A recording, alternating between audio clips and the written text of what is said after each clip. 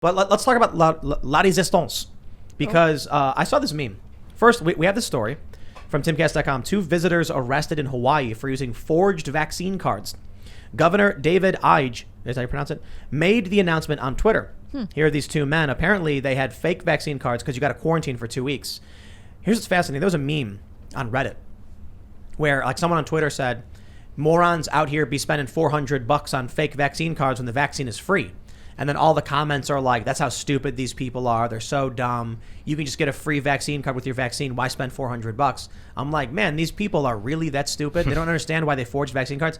It's because they don't want to get the vaccine. Oh, like, have you really? considered this? It's the weirdest thing to me. I think the big problem with, I think we're definitely going to see a lot more of this.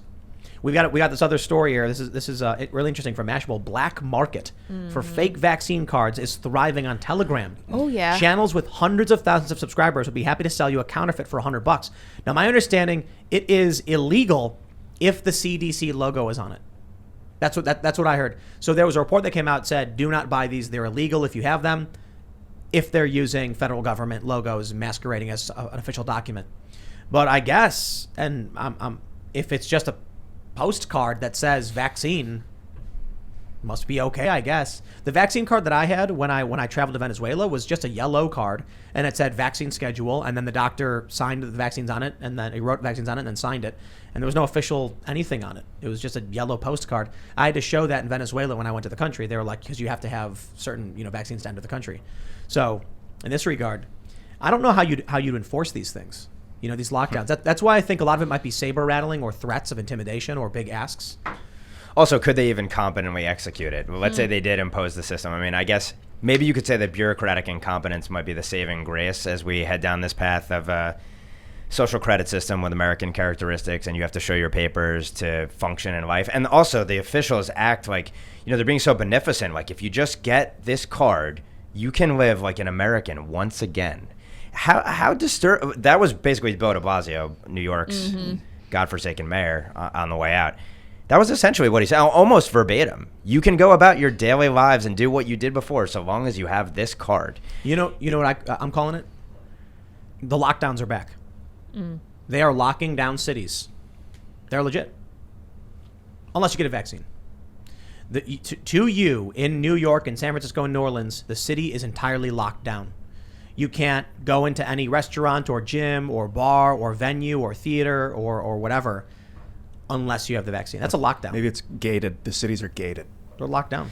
Well, and this also gets to the delicious challenge for the so-called anti-racist, the racist anti-racist, who define equity in terms of outcomes and of course, disparate treatment as a reflection of racism in a case like this. If you have ethnic minorities in this country who disproportionately do not get vaccinated and their lives are made miserable as a consequence of these mandates, what does Ibram X. Kendi say about this? And James Lindsay tweeted about this. So everyone's got to ask the critical race theorists. Yeah. If the black population are the least likely to be vaccinated, then who's getting excluded from public accommodations right now? Overwhelmingly the black population. Use their own racism against them. I mean, it's literally a racist policy to implement. I actually think it's a good reason not to have vaccine mandates because it creates racial disparity. And I oppose that stuff. I'm in favor of the civil rights protesters and that movement. I think public accommodations should provide accommodation to the public. I've always maintained that position. I've had a lot of conservatives who I've always argued, I think if you have a bakery and someone comes in, I actually said I think the baker should write the message. But I understand the First Amendment argument. He actually won on that one. So maybe I'm wrong. I'm just like, if it were me, I'd be like, I don't consider it my speech. Well, let me slow down a bit.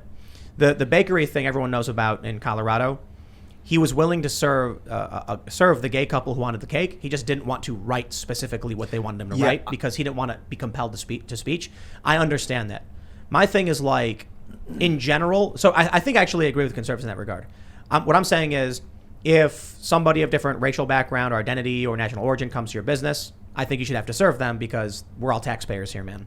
You're occupying space. They're coming in. You should be able to throw someone out for some, BS reasons. That being said, if they start screaming or yelling or they smell bad or whatever, you got reasons. Civil disruption, of course. Yeah, you're allowed to kick them out and things like that. You know what I mean? Now you're not, though. You got to let them squat in your house. That's right. That's right. You have no, the criminals, if you're an illegal alien, you have more rights than a U.S. citizen in some respects. It's amazing, isn't it? They're talking about these vaccine mandates for interstate travel. Meanwhile, the border, it's just... Did you see Ivory Hecker's? She went down to the border and got video footage of buses coming back and forth, and she talked to an incoming migrant. I think he was an incoming migrant that had a piece of paper on the back that said, "I do not speak English. Where should I go to catch my flight?" And on the back was his flight itinerary, taking him like into the middle of the United States. Yep. Is that confirmed that he was like in from across the border? Yo, Joe Biden was smuggling children into This his is like 2 administration. days ago. What? Right. Yeah, Ivory, by the way, that was an exclusive report at Timcast. Right. Timcast picked that up, man. Yeah, she went down to the border and she was like, "What's going on?" And she got footage of all this stuff. So I haven't personally confirmed that he was from across the border, but I think I'm that's what pretty sure that is correct. That was the I've message. seen that before. There's more than one. They get these manila folders with their itineraries, and they're like, "Where do I go now?" And so what are we at? We're at 1.2 million, I think. Yep. 1.2 million on the books. On the books, right? Yeah. And also, by the way, there's so many different things that can be said about this, but this is the super spreader event. It is a rolling, perpetual super spreader event, the open border, number one. Forget about the national security implications, which aren't even talked about in context of an open border. And then, we just had the census results that everyone wanted to talk about. And one of the things that's not talked about, and I hammered this home, I don't know why this arcane point stuck with me, but in relation to the open borders, and I wrote about this a bunch over the last couple of years when the Trump administration essentially wanted to make respondents to the census say, are you a citizen or not? Why is that important? Non-citizens, including illegal aliens, get counted in the census. Consequently, the numbers ascribed to them are used for apportioning congressional seats and also allocating hundreds of billions of dollars down to the states and localities. And electoral. So very few people bring this point up. No one talks about this. This is foreign interference in elections. Right. I can't remember who we had on recently, and I brought this point up because I think California in the past, this is according to the Heritage Foundation, California gained one extra electoral vote in federal election in the presidential election because of their illegal immigration population. So, Tucker Carlson comes out and he says they're bringing in people because they want to give them citizenship so they'll vote for Democrats. I'm like, no, they want to bring them in because they get counted on the census in the next 10 years. Then they get more congressional seats to their states and more power to elect the president. It is subverting our electoral process and giving our taxpayer dollars to people who did not come to this country through the legal process. It's an extraction on the system. It's basically diluting, it's disenfranchising American citizens at the highest level. It's foreign interference in our elections, and you don't even need a mass amnesty then to change the system. Yeah, people don't realize that, like when Tucker said this, I'm like, we don't choose the president by a popular vote. They don't need to vote. They just need to give congressional seats to California so that California can continue to influence the federal government, which means California's laws will affect Wyoming. If California allows people, what are they doing? Like free health care for people under 26, illegal immigrants? Mm-hmm. If they're going to keep sanctuary state, you can't deport our people. You know what the problem is? I blame the Republicans. I completely blame the Republicans. Look, if there's a string of criminals in your neighborhood smashing out of the windows, you're like, okay, the criminals are bad. What do we do to stop them? I know. We'll all pool our money together and then hire a security firm to deal with it. And then you see the security firm being like, well, we can't arrest them because, it's like, well, I blame you.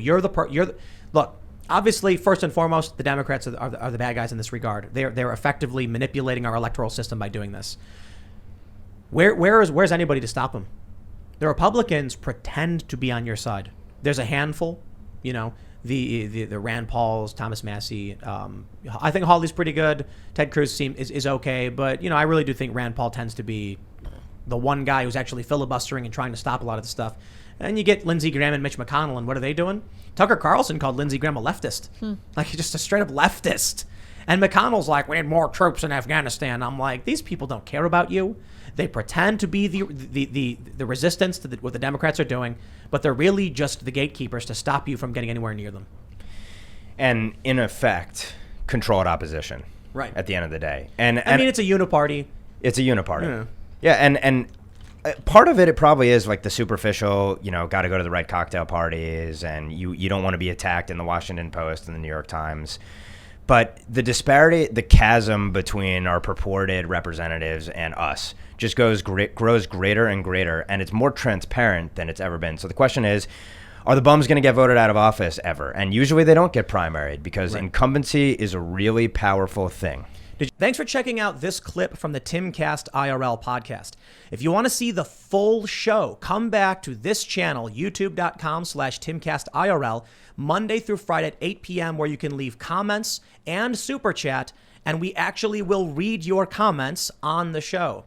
Don't forget to like, share, subscribe, and if you want exclusive members-only content segments you can't get anywhere else, go to timcast.com, become a member, and we even have full bonus episodes. Thanks for hanging out, and we'll see you all next time.